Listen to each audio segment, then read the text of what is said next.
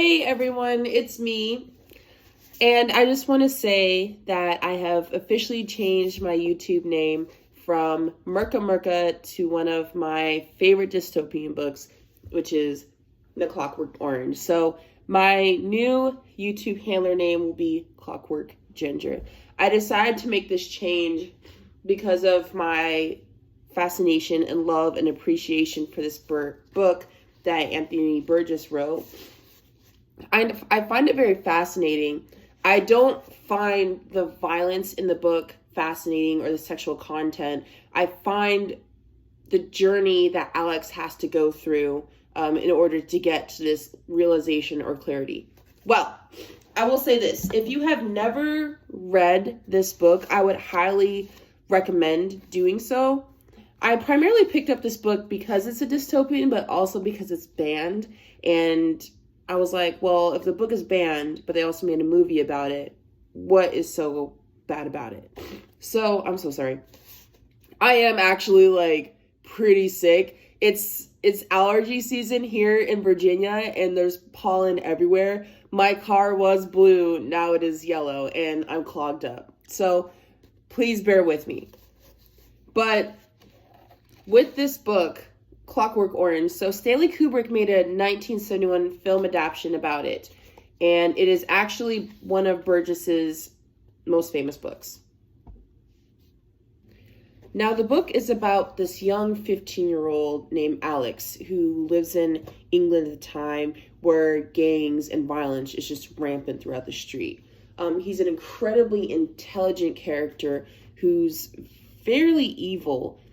He has manipulated his parents into doing whatever he wants to do. If he wants to go to school, if he wants to stay at home, he very well does so.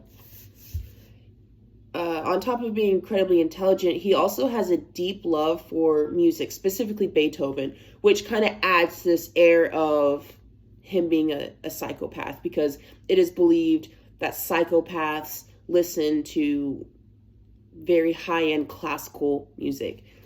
He's also charming and incredibly frightening. For someone his age, he is greatly in love with violence. He seeks great pleasure in committing violent acts. Now, he is a part of a gang. He is the youngest member of the gang, but also is the leader.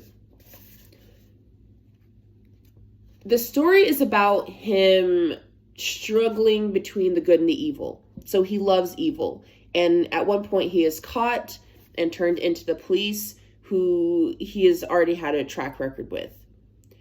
Now, this book does differ from the movie, because the movie stops halfway through the book and it kind of, in a sense, glorifies what Alex does.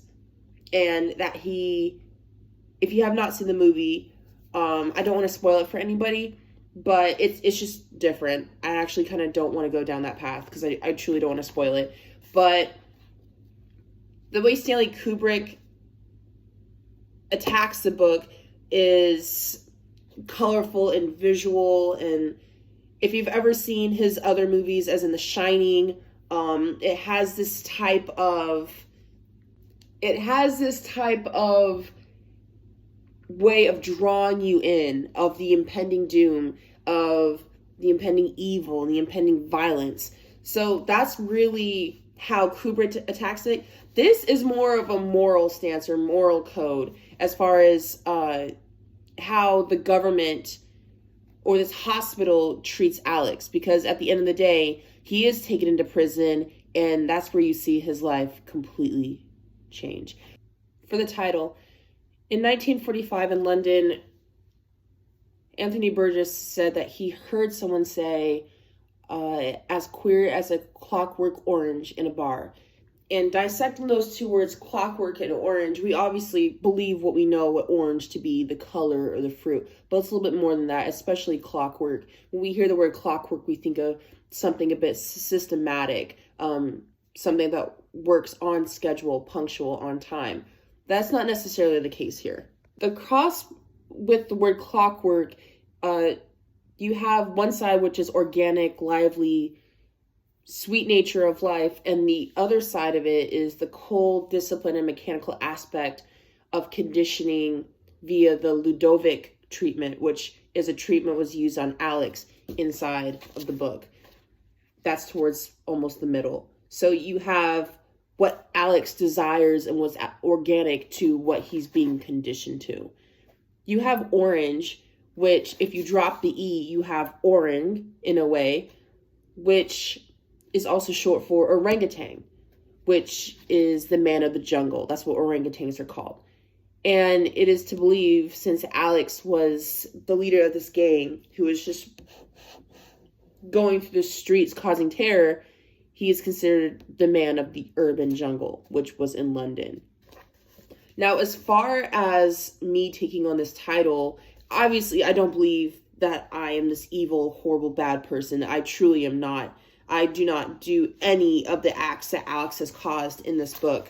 Yet, I do find this fascinating because you're seeing a young man struggling with finding morality. You're seeing morality being forced on him. So it's not truly organic.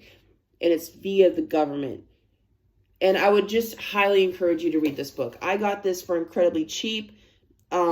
Here on the back it says $15. I don't even think I got it for that. It's in great condition. Even though I've read it a couple times, I've really enjoyed it. I would say possibly not let your children read this. This does have SA in there.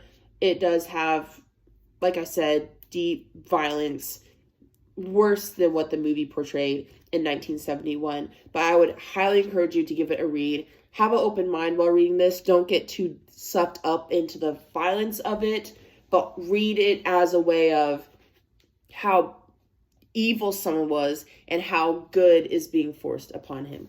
But that's all I have to say. Welcome to my channel. Welcome to Clockwork Ginger.